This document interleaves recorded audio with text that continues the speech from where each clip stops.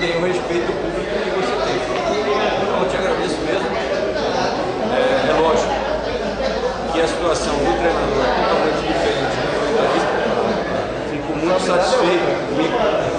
muito satisfeito que você está participando desse tipo de curso.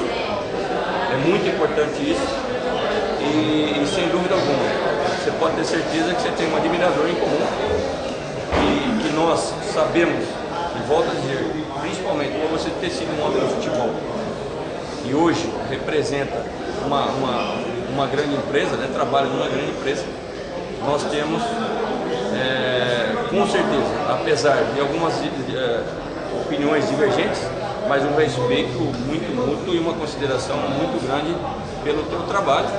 E sempre que for possível, que você tiver à disposição, que você tiver a oportunidade, a recíproca dentro do esporte, enquanto eu estiver no esporte, a recíproca de uma recepção tua, de um bate-papo, de uma troca de ideia, será sempre um orgulho para nós. Tranquilo, desculpa.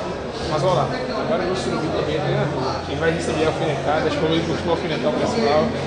Não, rapaz, você sabe que até ontem em conversa com o presidente, depois do jogo, eu falei, ó, presidente, tem um nome para indicar o senhor. Lúcio Surubim, treinador do esporte.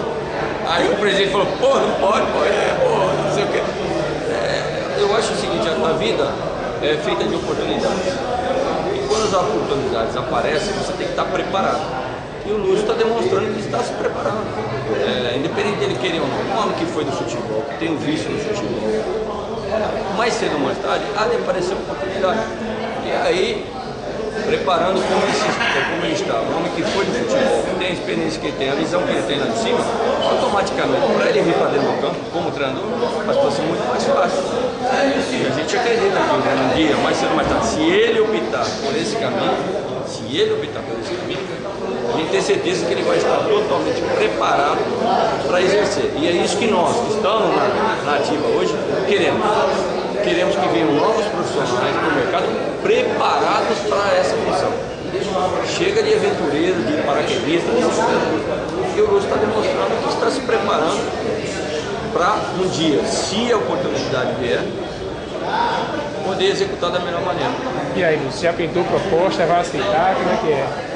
Olha, Daniel, a proposta sempre aparece, né? Principalmente depois que a gente parou de jogar futebol, apareceram várias propostas de ex-clubes que a gente jogou, né? Mas não era a minha intenção, como ainda não é, mas você sabe, né? Quando eu jogava futebol, eu me preparei fiz o curso de odontologia, me formei como dentista, para que um dia, se surgisse a oportunidade,